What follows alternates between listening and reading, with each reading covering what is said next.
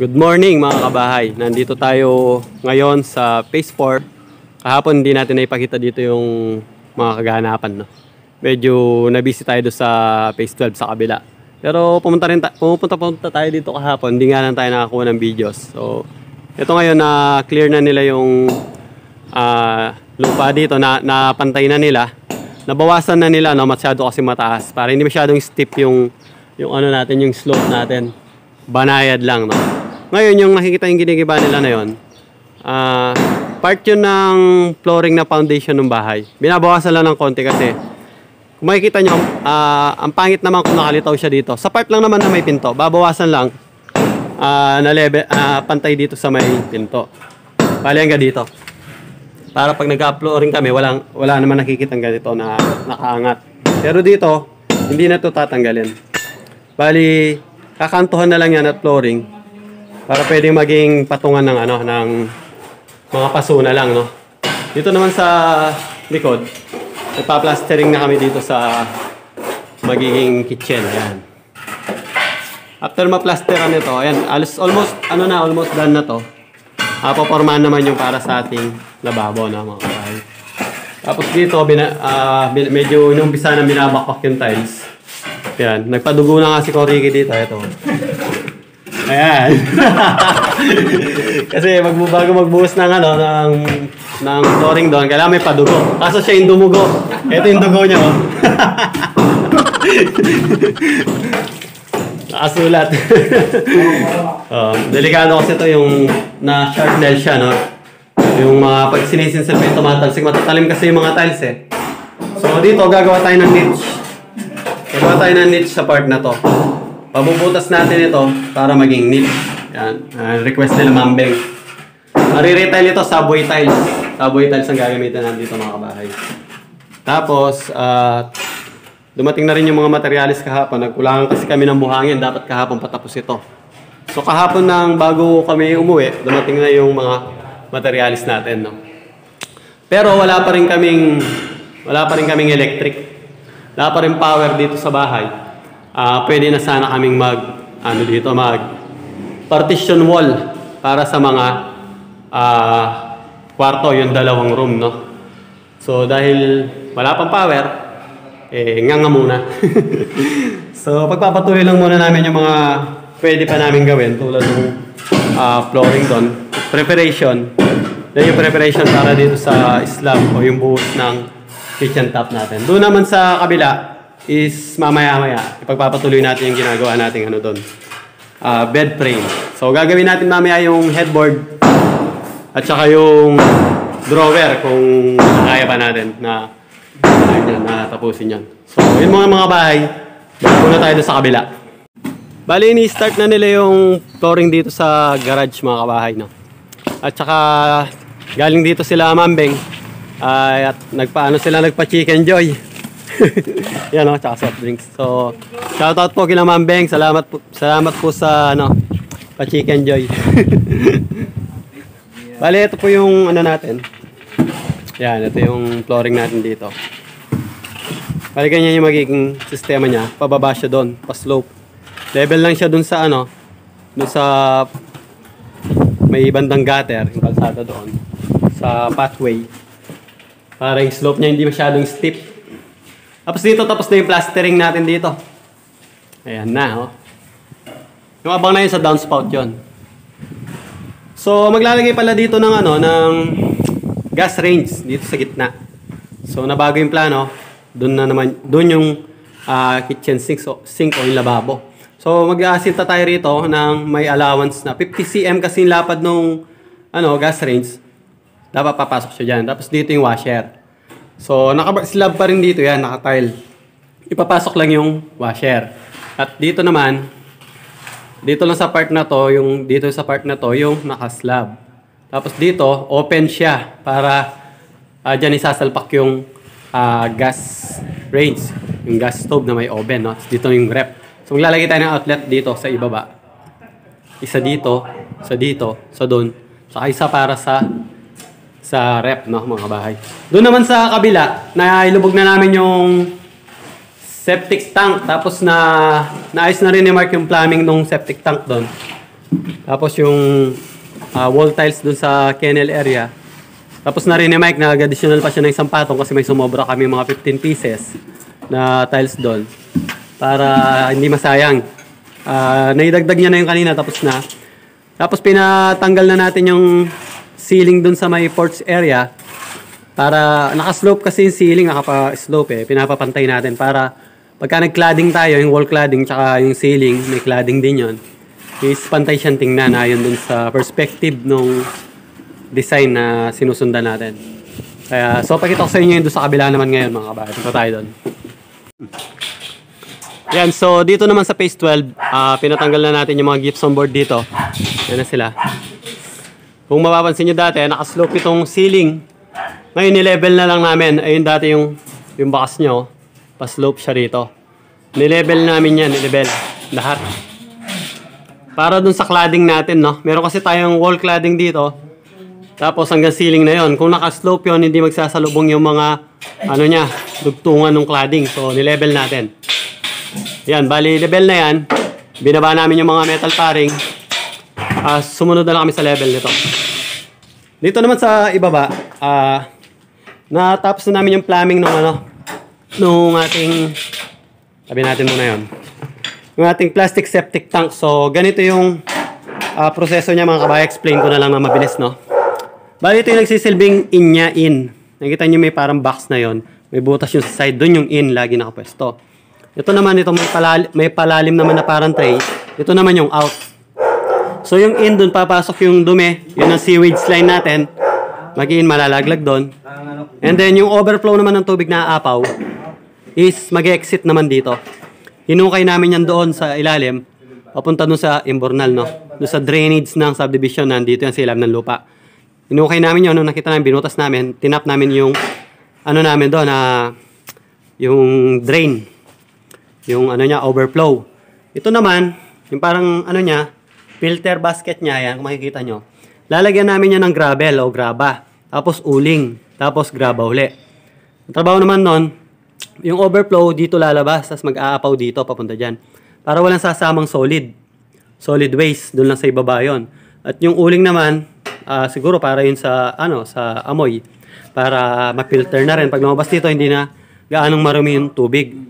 So ganun lang yung sistema niyan mga kabahay, in and out lang, in ng sewage line, and then yung out naman ng drain o yung overflow. Ito yung takip niya, no? So tatakpan na natin siya mamaya at tatabunan na natin ng lupa. Ito naman linya na to, ibabalik lang namin yung dating pinutol namin dahil napasok na namin to. Ito nilikunan ni Mark, dati nang nandito. Niliko niya na to, naka-tap na uli. And then ito itatap na uli diretso dito. Palabas naman doon, naka-elbow pababayan doon sa natin, draining system natin. Ito naman yung papunta sa mga dumi ng aso, yung sewage line natin. Ginawa ko siyang parang style sa inodoro, no? Sa style ng toilet bowl. Meron siyang P-trap dito, mapapansin nyo, na detress. Ayan, hindi pa nakadugtong. Pero pag nakadugtong yan, bali ganyan yung sistema niya. Yan. Pagka nandito na yung mga cage na tiles na yung floor, magti-T ako rito. Yung T na yon or Y. Dito mahuhulog yung dumi ng mga aso. Connected yun dun sa mga tray, poop tray ng mga aso. So pag in-spray nila ng power spray, malalaglag lahat dito sa P-trap. Pag nandiyan naman sa P-trap, meron siyang extension dito. Dito lang siya isprayan ng power spray.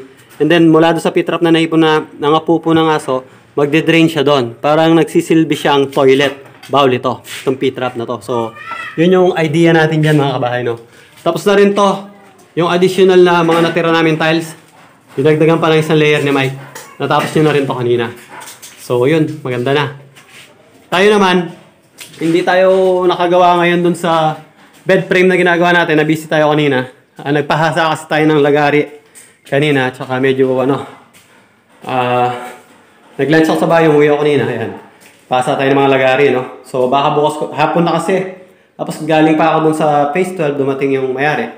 At nagbilin muna dun sa mga gawa natin, ayun lagari. Tapos bumili tayong bagong lagari. Ito, Gawan Laguna daw to, nakita ko ang ganda ng talim eh. Maliliit yung talim niya, pang finishing, no? 300 pesos ang bili ko dito kanina nung nagpapahasa ako. Bali, 3 na yung lagari ko. Yung isa inuwi ko sa bahay kanina, bibigay na lang natin yung kay tatay, yung isa. Kasi nawala yung lagari niya sa trabaho dati. So, bibigay ko sa kanya yan. Ito, gawan Laguna, maganda daw yung bakal nito. Bearing daw to, bearing. Nabili ko to doon sa nag-aasa ng lagari. Kung saan ko pinasa yung lagari ko, no? Ang finishing siya, gagamitin natin dito. So, mas magandang bumibili ng mga lagari doon kumpara sa mga binibili kahit Stanley pa o ano pang brand. Malambot na yung pagkabakal nila, tsaka manipis na sila masyado, no? Mas prepare kong bumibili doon sa mga nag-aasa. Kasi, yung iba, yung mga gawayan talaga sa mga matitigas na bakal, asero talaga, aserado, no? Yung ibang lagari doon, gawa sa bandso. Alam niyo yung mga sa mga fabrication na malalaki.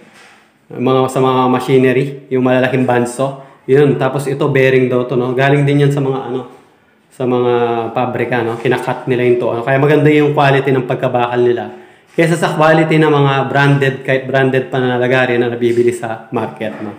So, kung bibili kayo ng lagari, suggest ko, no? So, doon kayo bumili sa mga naghahasa ng lagari, no? So, siguro, abang kung may konting oras pa, makapag-cut-cut muna tayo ng mga parts natin dito para sa headboard. Para bukas ng umaga, mag-assemble tayo mga kabahay, no? So, ganoon na nga muna ang gagawin natin mga kabahay. At oras na rin naman. So, tuloy natin yung paggawa dito mga kabahay, no? Ayan, nilalatagan na nila ng gypsum board or yung ating boral plasterboard. Plasterboard yung ginamit natin dito. Dahil yung pinagtanggalin nila is plasterboard din, no? Yan, yung ganun din ang pinalit natin. Yung iba hardiplex, yung iba tatag dito, ganyan nga, plasterboard. Pero para sa akin, mas prepare ko yung plasterboard, no? Itong mga mas kilala sa tawag natin na gypsum. Kasi gypsum brand yun. Dito sa gypsum board. Para sa akin kasi, ano siya mas, tingnan nyo yung kapal niya. 9mm at meron pang 12mm pang wall. So, mas insulated siya sa init. Mas lamang siya compare sa hardiplex yung ang advantage niya. And then, isa pa, may pagka-soundproof din yung plasterboard or yung gypsum board. May pagka-plaster, may pagka-soundproof siya, no? So, yun yung advantage ng plasterboard compared sa hardiplex. Ngayon naman, yung iba ayaw nila kasi mahina daw siya sa tubig or sa moist. Pero meron din namang plasterboard na moist resistant. Yung kulay green yung likod niya. Pero para sa akin naman, syempre hindi naman ibig sabihin pag nabasa yan, isira na agad. Hindi naman ganun yung mga kabahay. At saka hindi naman din, kung bahay may tulo, hindi ka rin naman papayag na hindi mo yun i-repair. So kung ito man yung ginamit yung ceiling at may nakita kayo na watermark, ibig sabihin may tulo, syempre i-repair nyo rin naman kagad yun. So, para sa akin lang, sa experience ko, mas prepare ko to, mas gusto ko to. Kahit dun sa bahay namin, ganyan yung ginamit ko dun sa bahay nila, mama ko. Yung ginawa natin sa daw. So, gumagamit din naman tayo ng hardiplex, pero mas madalas ko siyang gamitin sa mga CR or sa mga EBS, sa mga outdoor, no? Pero sa indoor, mas prepare ko yung plasterboard. Ito na yon, ginawa tapos na, nag-route na rin yan. Tapos, wala tayong nagawa kahapon dun sa bed natin. At ngayon, tanghali na naman, mananangalian na naman kami. Wala pa tayong naumpisahan dito. Pero after lunch, gagawa tayo dito. Kasi inasikaso natin yung kabila. Dumating din si Master Greg, yung ating Master Electrician. Para nag-visit siya, no? Nag-check siya ng mga ginagawa natin doon sa kabila. Mamaya pakita ko sa inyo at pinagpapatuloy nila yung pagpo-flooring doon sa garage doon sa Phase 4 mga kabahay.